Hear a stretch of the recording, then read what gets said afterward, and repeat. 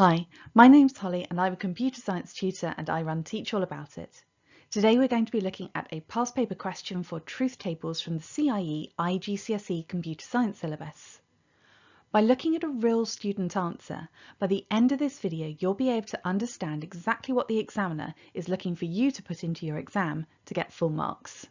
So let's get started. Now in today's question we are going to be looking at a truth table for a given logic statement. Now very similar to doing this for logic gates, we are going to need to break down our logic statement. Now be very careful, a truth table is not the same as a trace table. A trace table is for tracing algorithms, whereas this is going to be for Boolean logic.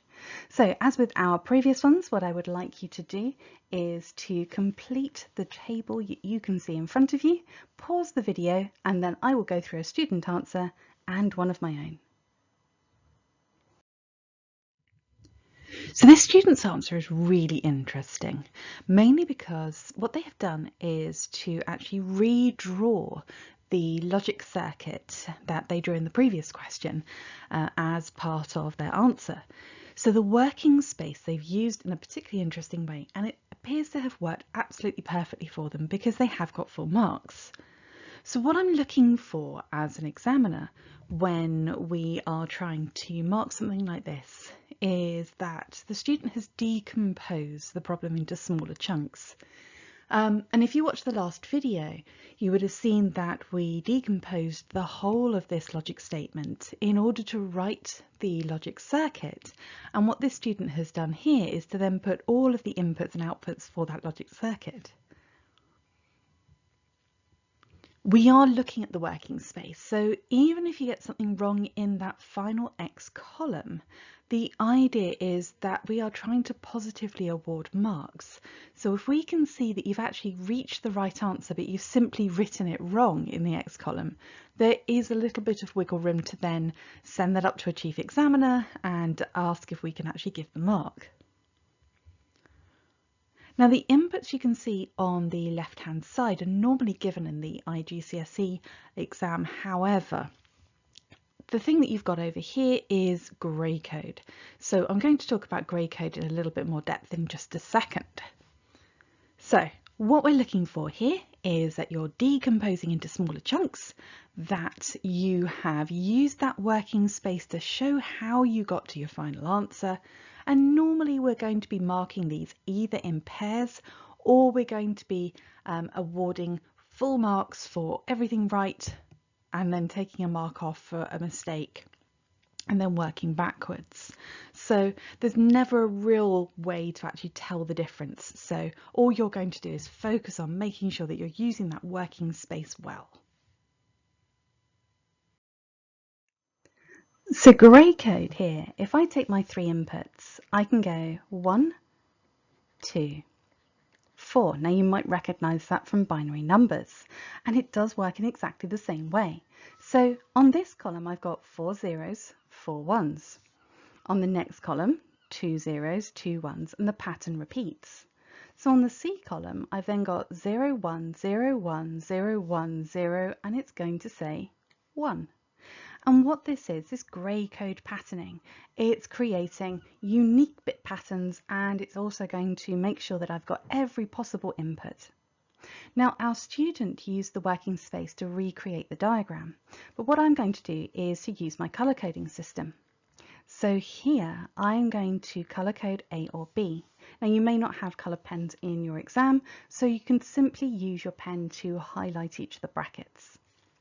So my working space here, the first thing I'm going to do, A or B. Now for an A or B, either of them needs to be a 1. I'm going to draw a nice wiggly line down there. It doesn't need to be that neat. And you can see over here, 0, 0, neither of them are 1, so that's a 0. 0, 0. Now B is 1 on the next one, so that's going to give us a true. B is 1 on this one. This time A is 1. A is 1, and when they are both 1 for an OR, you can also have a 1. So there is our A or B. Now the next thing we want to do is up here is to go, let's see if we can do this in green. There we go, B, XOR C. And again, I'm going to draw this in, B, XOR C. Now, XOR is slightly different to our OR gate because it is an exclusive OR. One has to be on, one has to be off, or you can say they will both add up to 1. So, B or C, we're now working with B or C. So 0, 0 is a 0. 0, 1 adds up to 1. 1 is on, 1 is off. That's true. 1, 0 is true. 1 and 1. Now this for an OR gate would be true, but it's not for an XOR. So in this case, it needs to be a 0 because it doesn't add up to 1, it adds up to 2. 0, 0, 0, 1, 1, 0. And again, we've got this 1, 1, which would be true for an OR, but is not for an XOR. Then you've got not B, XOR C. And simply what we're going to do is we're going to use the not at this point to take our B, XOR C that we've already done. So this would be this section here. And we're going to invert it. We're going to turn all the zeros into ones, all the ones into zeros, because that's what a NOT gate does. So a NOT gate will take a 0, turn it into a 1. 1 becomes 0, 1 becomes 0, 0 becomes 1, 0 becomes 1, 1 becomes 0, 1 becomes 0, 0 becomes 1. Then we have the next section. So this is going to be this orange section here, which is all of this here. And we know this because of the brackets. So if you're not sure, see if you can match the brackets up. So the A or B open and close. The next bracket here, we look for open, open, close, close, and then that matches this one here. So you're always looking for the opening and closing brackets and looking for the ones that match. So here, this is simply an OR gate of A or B and the not B XOR. So I'm just going to write the word OR because it's the whole thing, and I don't want to have to take up the whole space. I don't really need to do all of that. So that OR gate is going to be looking at A or B, which is this one, this one here. Let's see if I can undo that. There we go. A or B, this one here. And then we're also taking this one here, which is the not B XOR C. So we're going to take an OR gate. So if I was to do this, I would be looking at all of these here and placing an OR gate against all of these. Now that's a lot easier than trying to do the whole thing. So 0 and 1 is going to give me a true. 0, 0. 1, 0. That's a true. That's a 1 and 1 now. It's an OR gate, so it is 1 and 1 is still true. 1 and 1 is true. 1 and 0 is true. 1 and 0 is true. 1 and 1 is true. So that's my OR. And then I need to do and C, which is all of this and C. Okay, so I'm going to put here question mark and C.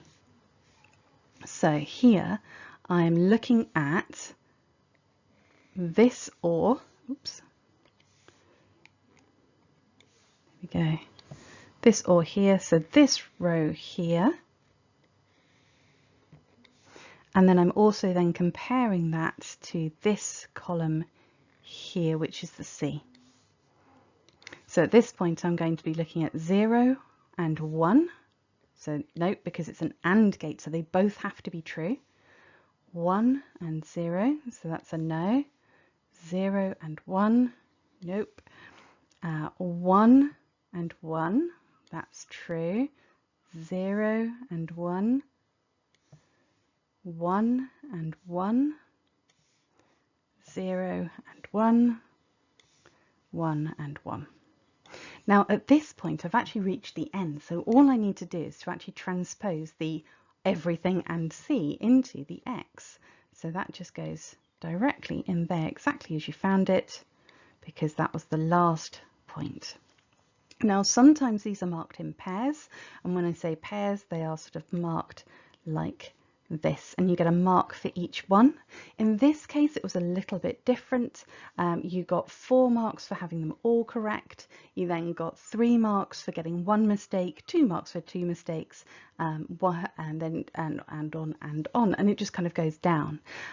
It does depend, and you won't be able to tell which way it's going to be marked, so don't worry about it. Just focus on breaking things down and then putting those that final bit of information into that final column. You must make sure you fill in the X column.